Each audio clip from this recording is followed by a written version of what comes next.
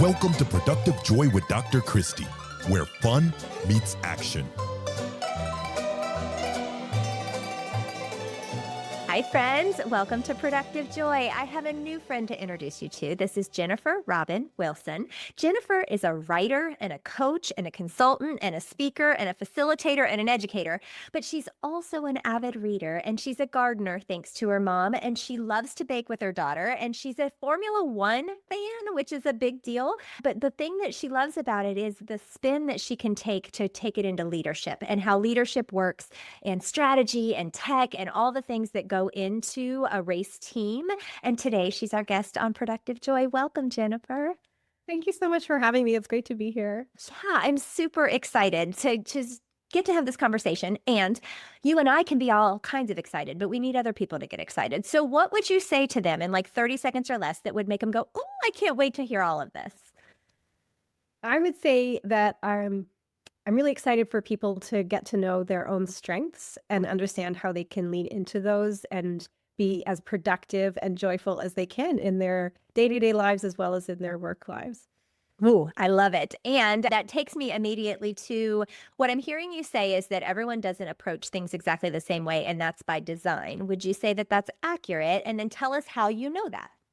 Yeah, absolutely. That's accurate. And I think that's a fairly intuitive thing. Most people kind of understand that at a bunch of different levels.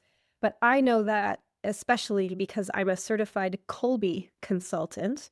If you haven't heard that word, it's not surprising. I'll just spell it for you. It's Kolbe. And it's named after a woman, Kathy Colby, who designed an assessment tool that measures our strengths or our striving instincts. This is a really important distinction I want to make right off the bat. This is not a personality test. So lots of people have heard of Myers-Briggs or DISC or StrengthsFinder, all those other things. They measure personality, but Colby is the only validated instrument that measures how we take action or how we do. Yeah. So tell us about that, because I'm a big fan of all things knowing me, right? Like, because if I know me, then I can know my team. If I know my team, then they can operate in their unique genius and good things happen. So tell me more about this Colby assessment and how, well, actually, let's back up. How did you get involved with Colby? And then what would a team gain from learning about this stuff? Sure. So I learned about it first when I was taking a coaching program for entrepreneurs called Strategic Coach. And one of the things that in the program they did was have all the participants go through the Colby assessment. And when I heard what my Colby profile was, just like many of these assessments that you do, I was like, bingo, absolutely, that's me, 100%. And I could immediately see how it could benefit a team. Just like any of these other personality assessments, when you understand how you operate and how that's different from your colleagues, it can really help sort of dissipate any friction that might be on the team. And in the case of Colby, it can really help you leverage your team's strengths so that they can get their jobs done more efficiently and with less stress. So that's one of the really special things about Colby is, unlike a personality test, which you cannot really use in a hiring context, Colby, because it's based on strengths, you can tie it to a job description, and then you can hire people who are suitable for the job that you have in your team and make sure that people are well aligned. What happens if you're not aligned to your job based on your strengths is burnout and stress and inefficiency. And we see that over and over again. Yeah. We absolutely do. And I think that I appreciate the distinction, right? Because it is how we're wired, but it manifests in a certain way. And that's the difference between strengths and personalities, right? I can show up as me, but how does that manifest into production and the things that we create? And I talk a lot just with people in general about the importance of knowing who you are and who your team members are so that you can gain the most out of them, but more importantly, that they can feel like they're operating in their unique genius, right? Because we so frequently ask people to do something that is so not who they are, and then we wonder why they do a poor job. And exactly, it shouldn't be the way it is. So how does this manifest in your work, Jennifer? Because and we're going to get to your book in just a second, but you work with teams to help them understand this. But then what? Like what are you doing as a consultant to support teams to operate in their Colby genius? Yeah. So first of all, the assessment itself takes about 20 minutes. You can do it online. And you can do it yourself without somebody like me helping you. But obviously, to get the most out of it, it really helps to do a debrief with a certified consultant. So I work with Colby both in teams and with individuals. Sometimes I'll just do a one-on-one consult with somebody who's just trying to maximize their own kind of potential. But when it's done within a team context, it's really cool to see how all the light bulbs going off around the room. So I'll give you an example. I did a team recently where the leader of the team was in Colby speak, a quick start. What that meant is that he initiates action. He begins the problem solving process with brainstorming. He's constantly like trying to come up with ideas. And as a leader, he's often throwing ideas, at the wall and seeing what sticks. And for a team of his direct reports, it can be really confusing for them to know which of those ideas they're supposed to actually try to pursue and chase down. And when we did the Colby assessment and they realized that this is just how he thinks, this is how he problem solves, is just to think out loud in that way, and they don't actually have to do everything that he comes up with. It actually gave them a vocabulary to talk about that phenomenon. And then he could also help them better understand which of those ideas he actually was serious about. So it kind of alleviated some of that friction that had been on the team around this leader who was just like always the ideas guy, right? Yeah. Yeah. Oh, I love that. I do, and it's not really even a personality test. It's just an assessment, if you will, about whether or not you're a paperclip magnifying glass teddy bear or Slinky. And you just described a Slinky. That's the idea person that's super fun and like, oh my gosh, yay, we could do this and this and this. But the reality is that it exhausts everybody around them because they're like, oh my geez, that's a lot of things that we could do. And that's stressful. And I'm not sure I want to do all of those things. So having that personality / strength / assessment way you do things can be exhausting. What advice do you have for leaders who are all of a sudden recognizing, oh, I think differently than my team? How do I rectify that in my mind? Because we all need to work together. What's some magic pixie dust you can wave on them to better navigate that space?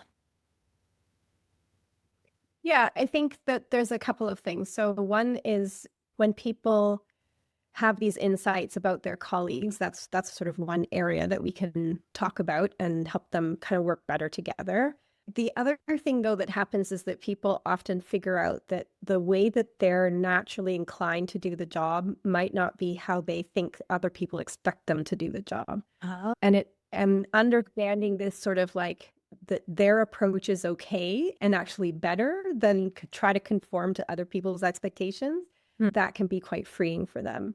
And sometimes their way of doing it isn't actually suitable for the job. And what that can lead to is an opportunity to rethink the job description, perhaps. So what you also see happening are people moving through sort of a different way of collaborating, different delegation strategies, and also thinking about things like borrowing. We talk about borrowing people's energy in Colby. So Colby, again, is about action.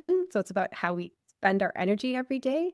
And if your way of spending energy is different than someone else's, but you need to do it their way from time to time, if you collaborate, you can literally like lean on them or borrow their energy. So I'll give you another example. So there's 4 what are called action modes in Colby. There's fact finder, follow through, quick start, and implementer.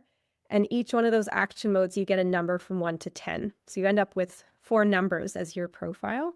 So my profile is 8443, which tells you that I initiate energy in fact finder. So I'm an 8 on the 1 to 10 scale on the fact finder.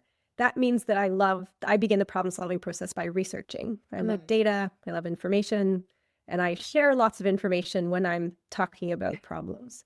But that's not always helpful on a team. Like sometimes in a team, you need people who can give you the Coles Notes version, right? So that would be like a 1, 2, 3 on a fact finder would be people who don't dig into the details, who really keep things high level. That would be. And so if I have that would be you. So if I'm somebody on a team who loves the detail, really gets into the analysis, what can happen is I can get into analysis paralysis. I don't know when to stop and how to summarize things. So if I need to summarize something, I've developed a skill around this, so I can do it myself now. But if you were new to that, you could approach your colleague who's a 1 or 2 or a 3 on Fact Finder and say, listen, I've got all this data, help me summarize it. And you can collaborate together. And so basically you're borrowing their ability to see that high picture kind of Cole's Notes version of things, and they'll distill it for you and say, like, this is what's really important. Yeah. Oh, very cool. Okay, I caught 3 of them: Fact Finder, Quick Start, Implementer, and what's the 4th one? Follow through. Follow through. Okay, thank you. Right. I just wasn't able to write that fast. Okay, I would say that everything you're describing creates productive joy, because when I have the opportunity to find it, it's really about leaning into your unique genius, finding that flow, and getting to do the thing that brings you the pleasantries of joy, right? Because I think joy is a choice. And that's me. I would love for you to define productive joy, Jennifer, and give us kind of what, when you hear that phrase, what automatically comes to mind. Yeah, so I'm a writer, as you know, and so I love language and I love thinking about how words come together. And so when I was thinking about this, I really was honing in on the concept of joy. And then the productive is the adjective. That's what's modifying the joy. Yeah. So thinking about what brings you joy and then how to be productive around that thing. And really, Colby is all about productivity. So yeah, so to me, the definition of that is just like you're saying, it's figuring out the things that bring us joy. And I think one of the things that I've noticed as I've gotten older is that the folks who seem most satisfied in their work understand that what brings you joy in a workplace is doing work that matters to you somehow. There has to be some purpose or meaning in the work. And I think younger folks, if I can generalize, tend to focus more on the paycheck or the benefit, you know? And so, yeah, why are you getting up every day? What is the thing that really matters to you? If you can figure that out and then work with your Colby strengths to do the work in that field that really aligns with your strengths. Yeah. So again, if you're a fact finder like me, doing a job that does require you to understand data and do the analysis and do the research, right? So, or if you're a quick start, like the other example I gave you, is to find a job that allows you to innovate. Yeah. Yeah. So that's what's going to be, this is the thing about productivity, is that I think we tend to define it based on other people's metrics, is our own strength. So And I love that you are creating a way for people to make it personal, because it has to be. So I was in a school back in the spring, and they were doing an assignment where they were supposed to budget. But in order to budget, they first had to choose a profession, and then they had to figure out what kind of house they could buy. And it was a really great exercise. And yet, because of the way it was laid out and because of maybe the time of year, I don't know, but the students were literally looking for the job that paid the most money and saying, that's what I'm going to be. So the entire room were going to be brain surgeons. And I said, okay, let's talk about that, right? Like, do you realize how many years of school you have to go to? And how do you feel about math? And how do you feel? And their answers, of course, were, oh, no, I don't want to do any of that. And I'm like, well, then you might want to pick something else. But I think what you said is really profound, in that we do, and by we, I mean people, not even necessarily certain generations, although we're seeing it more in the generation that's coming through right now, is I want the fast, easy money so that I can go do the fun things. And the reality is that actually you can have fun making the money so that you can do other fun things.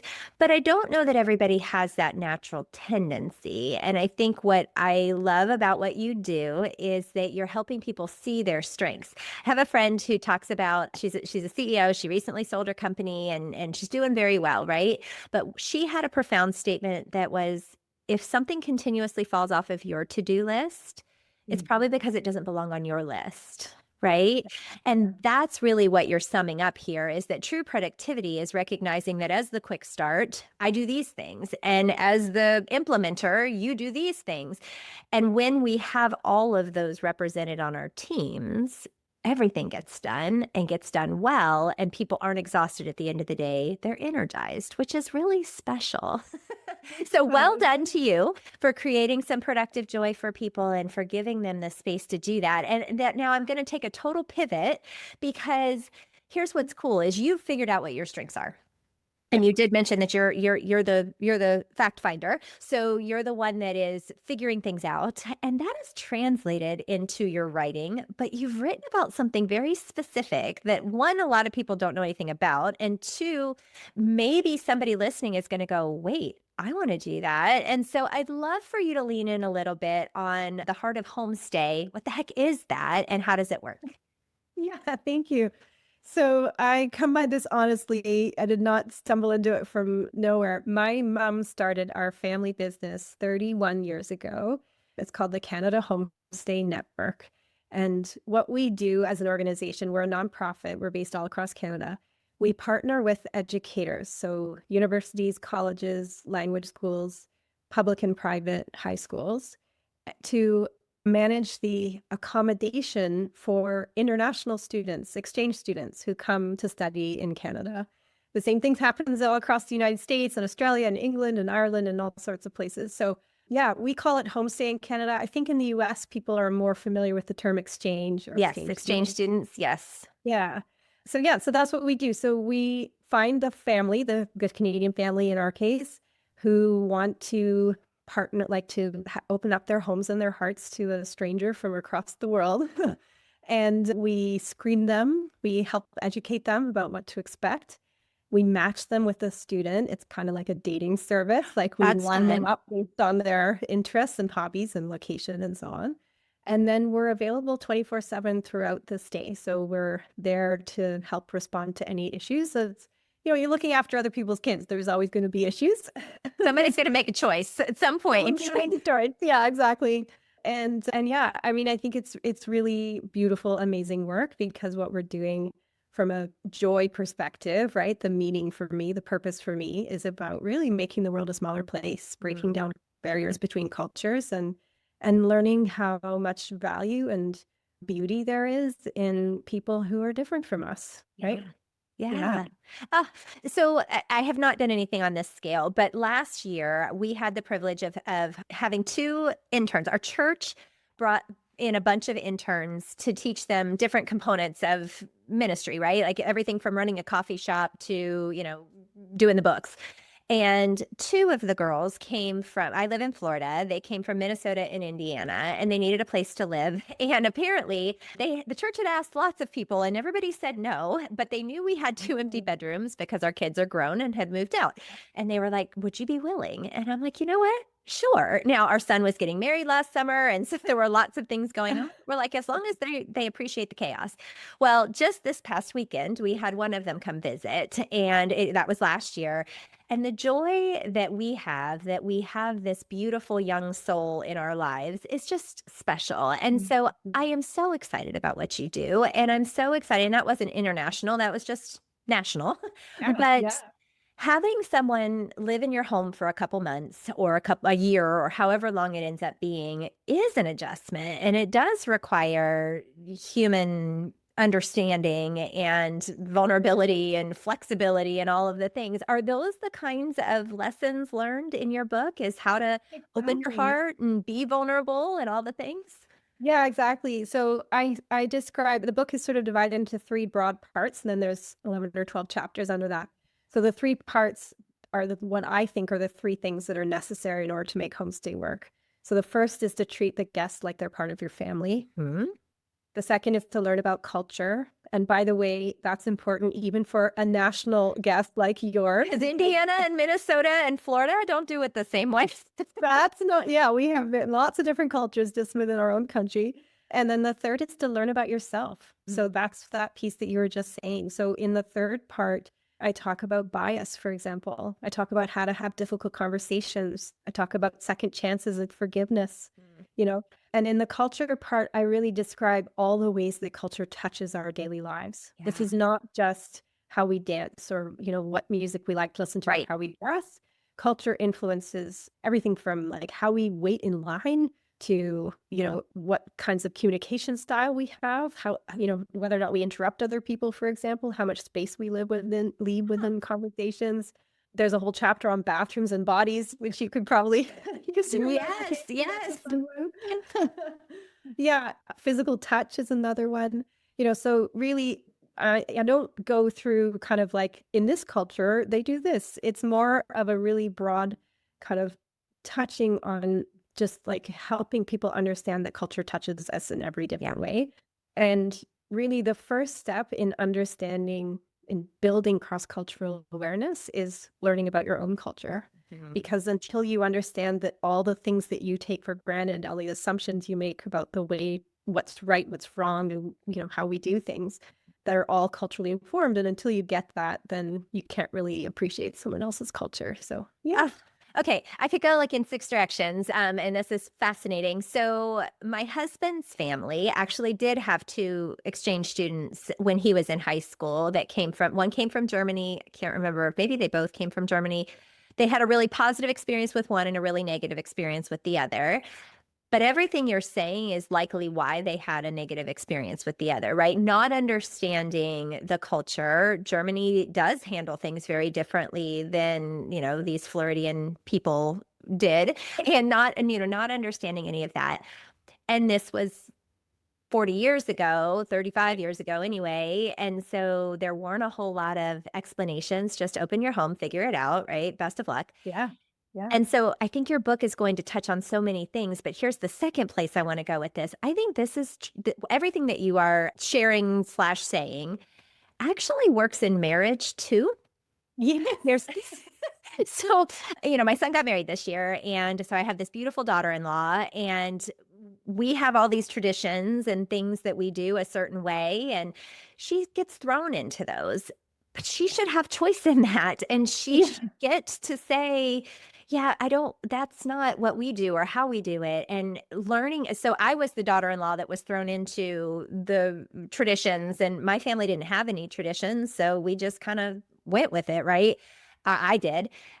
Looking back, I wish I had said, I don't think it makes sense to vacation in exactly the same spot every single year. Maybe we do some variety here, right? Or, maybe we don't handle things this way. We handle them that way. But I didn't have a voice, one, and I bet you some of your exchange students, homestay students have that same experience. But both sides have a voice. And the marriage part, I heard something. I promise I'm not going to ramble forever. I heard something recently that said the daughter-in-law that doesn't just go with the flow is actually showing you that maybe your flow isn't the only flow.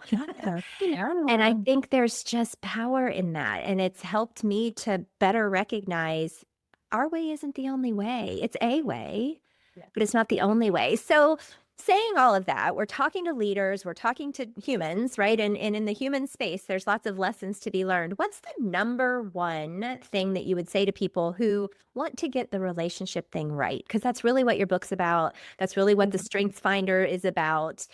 What's the number one thing that you would say is step one in this process? Is to be curious. Right? One of the instructors in my coaching program actually told me that that curiosity and judgment can't live in your brain at the same time. Oh. So if you want to try to step back from judgment, the solution is curiosity. Curiosity builds bridges where judgment breaks them down, right? So everything about working with people from other cultures or people from other families who you name it. People. How about people? We just stop there. Yeah. And that judgmental kind of voice pops into your head, and you can hear that by, noticing when you feel disrespected, for example. Or noticing when you are irritated by something that somebody does, or noticing when you're surprised by their reaction. The first step is to get curious. Like, where is that coming from? What are the assumptions that I'm making right now? What information do they have that I don't have, right? Like, that's the mindset you have to get in. In fact, that's the first step in my 6-step process for dealing with difficult conversations, is to get curious and start asking yourself, what are the stories I'm telling? Storytelling, right? Like, it's all part of it. Yeah. Have you discovered Brene Brown and Adam Grant's new podcast, The Curiosity Shop? I haven't heard the new podcast, but I adore both of those. Oh my gosh, change your life Right? good. So yeah, write it down. The Curiosity Shop. They have a new podcast out. I was a big Brene Brown podcast listener until Yeah. she stopped for a while, right? Right, Well, right. she's back with Adam Grant, and it's called The Curiosity Shop. And everything you're saying, I just listened to an episode and a half today. Everything you're saying is things that they dig into, which is so powerful. So that was the first thing. The second thing, dang it. Oh, Ted Lasso. That was the other Yeah. place that my head went. I don't know. Did you watch Ted Lasso? I love that show. Yeah. So staying curious, right? And the darts and for Yeah. anybody listening who hasn't watched it, just go watch it. Just stop right now, turn this off and go experience a little Ted Lasso. Because I think what I know I have taken from him, and it seems like this is where your work lives, is we do tend to lose our curiosity and make a whole lot of assumptions, whether that comes with age or just time or circumstances. And we make assumptions that we have all the answers. And the reality is we don't have any of the answers. Like we only know what we know. And it is our moral imperative to be curious. So, oh, Jennifer, you are just delightful. And I know when we started this, we didn't know where it was all going to go, but I love where it went. Thank you. Yeah, me too. So Yeah, what it's what exciting. advice is for those that are not naturally curious? Because I do have a natural curiosity. Like I just want to know, ooh, tell me more. One of my favorite moments was I went to a convention for superintendents, but there was a furry convention at the same hotel. Hilarious. Okay. I had not ever experienced a furry anything, but this was an experience. Like there were 2,000 furries there. For those of you that don't know, these are people that dress in sometimes full costume and as animals. And I enjoyed asking questions so much in that space because I genuinely had never been exposed to anything like that before, right?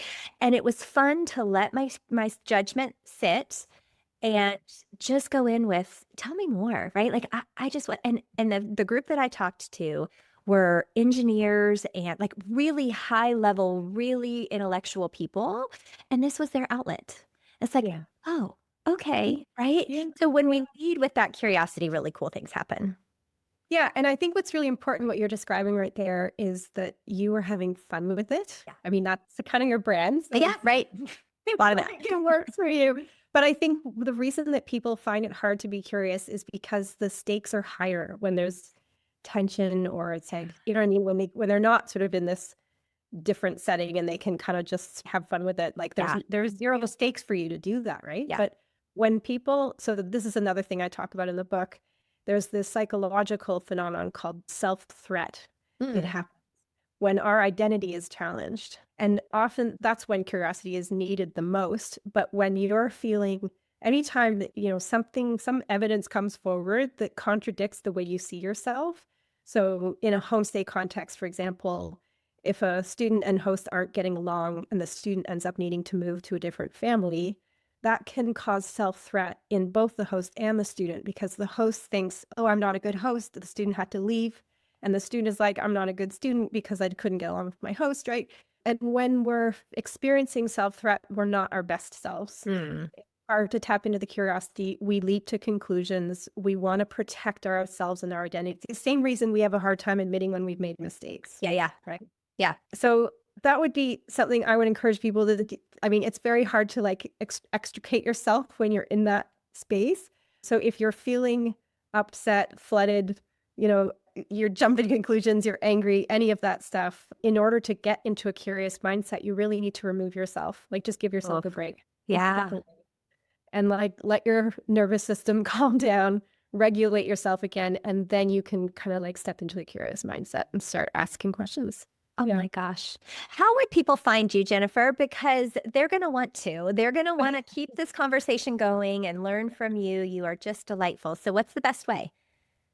So my website is jenniferrobinwilson.com. Don't forget the middle name. It's a very common name. So yeah, that's the easiest way to find me. Yeah. Okay.